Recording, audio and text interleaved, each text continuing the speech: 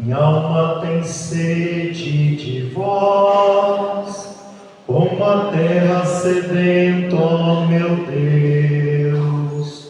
A minha alma tem sede de vós, como a terra sedenta, ó meu Deus. Mais uma vez. A minha alma tem sede de vós, como a terra sedenta, ó meu Deus. A minha alma tem sede de vós, como a terra sedenta, ó meu Deus. É desta maneira que você deve vir à missa, como uma terra seca que está sedenta, para que venha logo a água e a molhe, e aquilo que ela tem ali plantado de nutriente possa germinar. Muitas pessoas dizem assim: Deus está longe de mim, Deus me esqueceu, parece até que Ele não existe.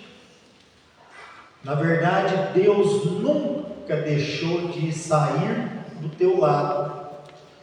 E a gente parece que não consegue ver que quem está fazendo as escolhas no dia a dia de se afastar de Deus, da igreja, somos nós. Cada dia eu vou escolhendo as coisas do mundo e vou deixando as de Deus. E aí eu digo que Ele está longe, ou eu que estou me afastando?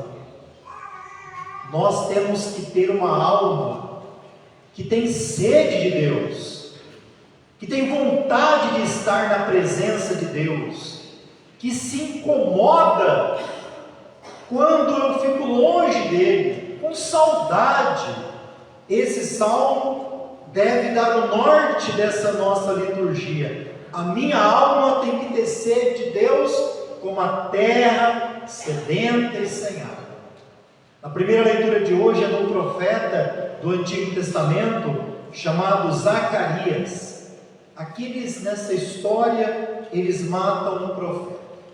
E o que Deus vai derramar sobre ali, sobre a casa de Davi, Jerusalém, é um espírito de graça e oração. Sobre esta casa será derramado um espírito de graça e de oração. Nós temos que acolher isso. O Evangelho começa hoje dizendo quase a mesma coisa. Jesus estava no lugar deserto, rezando, orando. Importância da oração. Depois nós vamos ver ainda nesse salmo que nós ouvimos hoje, o 62, né? Ele diz em um certo momento assim: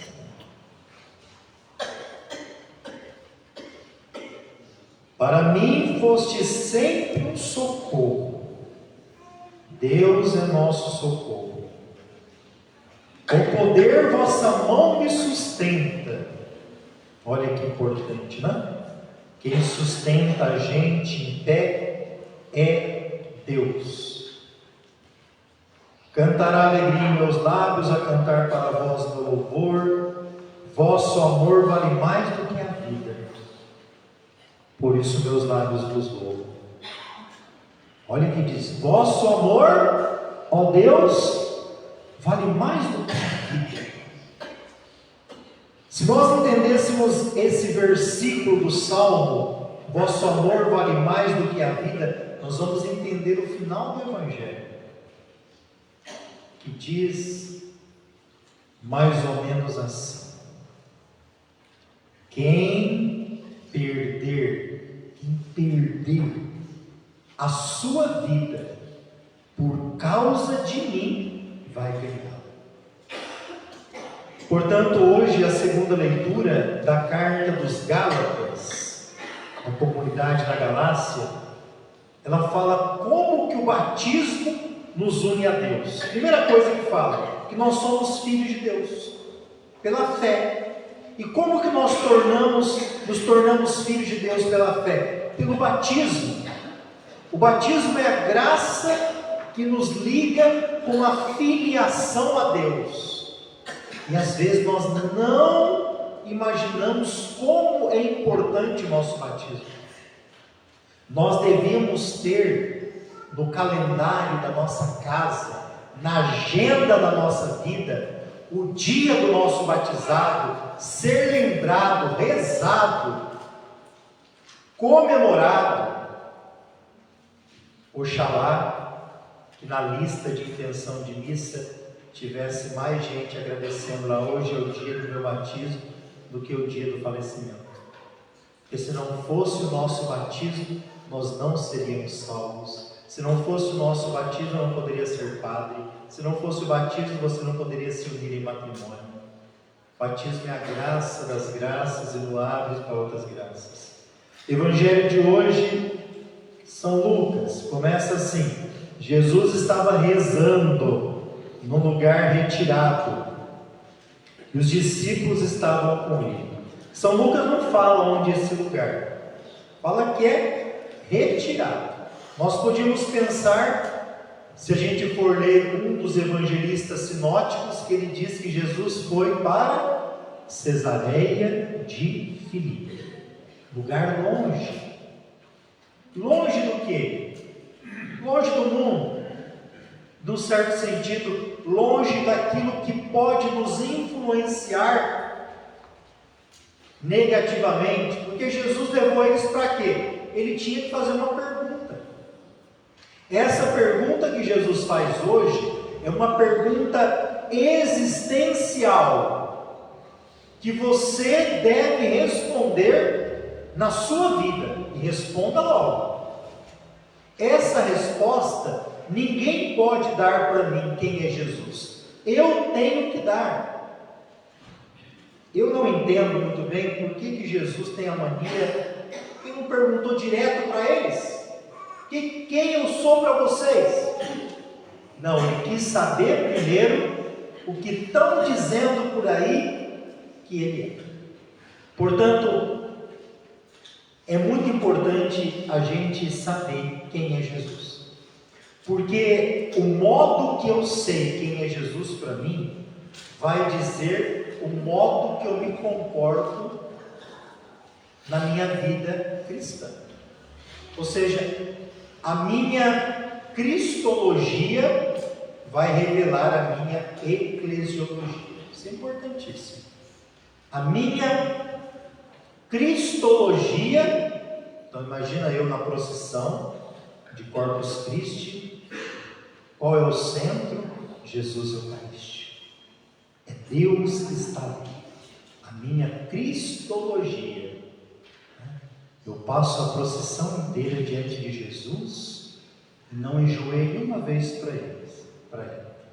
Mas em todo o altar, com toda delicadeza digo isso, onde tem uma imagem de santo, de Nossa Senhora, eu ajoelho, beijo, parece maior do que Jesus. A minha cristologia vai revelar a minha eclesiologia. O jeito que eu vivo na igreja, a minha vida. Portanto, aqui, depois de rezar, olha, até para perguntar as coisas, Jesus reza. Você, às vezes, para tomar uma decisão difícil, nem reza, vai consultar o horóscopo, não vou falar, aí dá errado, e você quer culpar a Deus. Deus não me ajudou, até para fazer uma pergunta, Jesus rezou, num lugar retirado. Nós temos que escolher lugar de rezar também. Tem gente hoje que está tão bitolada que coloca a televisão no programa da Xuxa, nem sei se tem ainda, né? No mais alto e rezando o terço. Ela não sabe se ela fala Ave Maria ou Hilari, Hilariê. Como que pode? Jesus foi para um lugar deserto. Eu tenho também que escolher um lugar que eu possa rezar. Ontem eu estava contextualizando um pouquinho. Na nossa igreja, nos primeiros séculos, quando ainda não havia diocese, não havia congregação religiosas, uma das primeiras formas de vida religiosa era a vida eremita.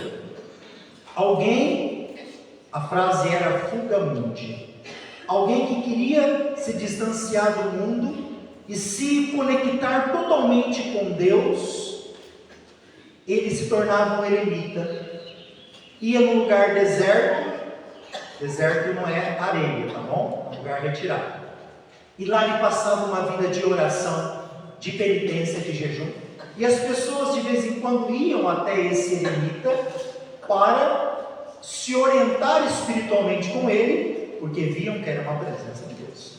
Depois nós vamos ter a vida anacoreta, até iniciar a vida em comunidade, que seria a vida dos monges, ou como diz São Bento, ora et labora, oração e trabalho. Depois vai mudar para oração, trabalho, estudo e trabalho.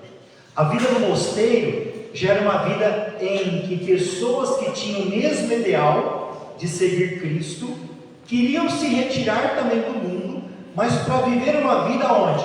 Em comunidade. Então, durante o dia, eles têm vários momentos de oração, até de madrugada, e também trabalhavam. Ou seja, a comida que eles comiam vinha da onde? Do trabalho. Como que chega a cultura do arroz no Brasil? Através dos monges e tantas outras.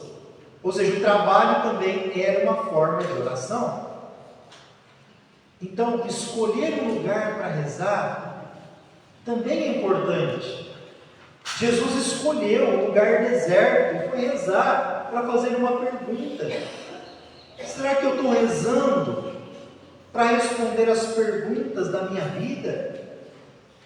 Jesus está mostrando quão importante é a oração, escolher um lugar para rezar. E aí então ele pergunta assim: olha, quem diz o povo que eu sou? É tão bom ouvir o povo, né? Se você perguntasse lá na tua casa, para o teu irmão, para a tua irmã, para a tua mãe, para a tua tia, ó, quem que é Jesus, né? Talvez nós vamos ouvir um monte de resposta cristológicas. Para nós, meu irmão, minha irmã, não pode bastar o Jesus que eu vi lá no filme da TV. Aquele não é Jesus, aquele é um filme de Jesus. Eu li um livro de autoajuda e fala que Jesus fez isso, fala de Jesus, mas não é Jesus.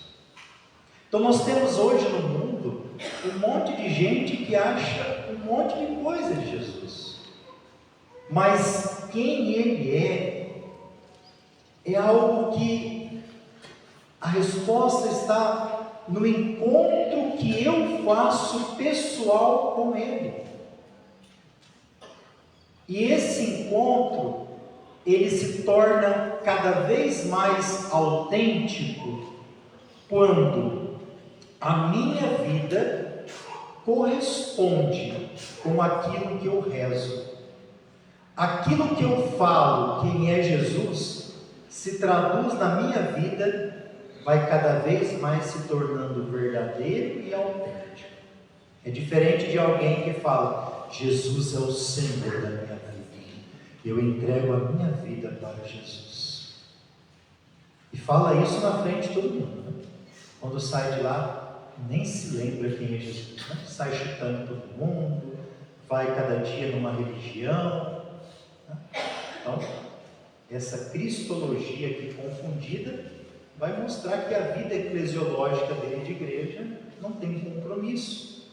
Depois que ele ouviu um monte de gente dizer: olha, um estão dizendo que o senhor é João Batista, o outro que é Elias, e os outros ainda estão dizendo que você ainda é algum dos antigos profetas. E agora ele pergunta: e para vocês, para vós, quem eu sou? Quem responde é Pedro. Quando Pedro responde, não é simplesmente a pessoa de Pedro, é Pedro como a cabeça, o chefe da comunidade. É Pedro aqui como Papa. Papa para nós hoje é Pedro. Ele responde em nome do colégio dos apóstolos. Como hoje o Papa, quem é o Papa? O Papa é o bispo de Roma, que preside na caridade em comunhão com os bispos. Portanto, então, Pedro responde: tu és o Cristo de Deus. Christos significa Messias, ungido. Tu és o Cristo de Deus. E Jesus proíbe que conte isso para alguém, porque eles ainda não estavam preparados para entender a cruz que ia acontecer. Porque não existe seguimento de Cristo sem a cruz. Só que depois que Pedro responde, imagina quando você acerta alguma coisa, Jesus, de vez de fazer uma festa, ele dá um programa de vida. E parece que não é um programa muito gostoso. Ele diz assim: o Filho do Homem deve sofrer muito. Já abriu um olho assim. Sofrer? Ser rejeitado. Ninguém gosta de ser rejeitado. Deve ser morto. Um monte queria ir embora. Como assim? Eu estou seguindo alguém que vai sofrer, que vai ser rejeitado e que vai ser morto? Os discípulos se assustaram com uma proposta, pelo caminho que Jesus ia passar e ressuscitar no terceiro dia. Aí Jesus diz assim para todos: se alguém me quer seguir, está obrigando ninguém. Jesus é muito claro para quem quer seguir. Se você quer, não é obrigado. Ao mesmo tempo é obrigado. Para quem se entende católico, para quem se entende batizado, para quem se entende seguidor de Cristo, é obrigado a seguir, porque não tem outro caminho senão seguir. Se alguém me quer seguir, renuncie a si mesmo. Renuncie. É claro que nossas renúncias também, ela vai depender da escolha de vida que nós fazemos. Mas o mais importante é que renunciar é deixar que Deus tenha o espaço primeiro e primordial na minha vida. Tem gente que está escolhendo tantas coisas e até as pessoas, a gente não vai tendo renúncia nenhuma. Deus renunciou tudo por nós, até a vida Ele deu por nós, e nós às vezes não fazemos uma renúncia por Ele. Renunciar é deixar Deus reinar na minha vida. Renuncie a si mesmo. Tome a sua cruz de cada dia. Está vendo a foto aí do folhetim? Você leva a cruz aonde? Atrás de Jesus. Ele leva na frente. Você olha para a cruz dele, o que ele fez, como ele levou, e você vai levando a tua cada dia. Não adianta querer acordar de manhã, e achar que você tem que levar a cruz todo dia. É assim que nós vamos chegar no céu. Nós estamos caminhando para a ressurreição, o céu, mas a cruz faz parte desse caminho. Então leve com coragem, com fé, a sua cruz cada dia e siga. Pois quem quiser salvar a sua vida vai perdê-la. Estranho isso, Quem quiser salvar a sua vida sem Jesus, quem quiser salvar a sua vida colocando as coisas na frente, quem quiser salvar a sua vida achando que no seu caixão vai junto os dólares, a casa, o gado, a fazenda, não vai, no caixão é só você. Quem quiser salvar a sua vida dessa maneira, sem compromisso, vai perder. Morreu e perdeu a vida. Porém, quem perder, quem desgastar a sua vida por causa de mim, esse a salvará. Aqui está o caminho e a proposta.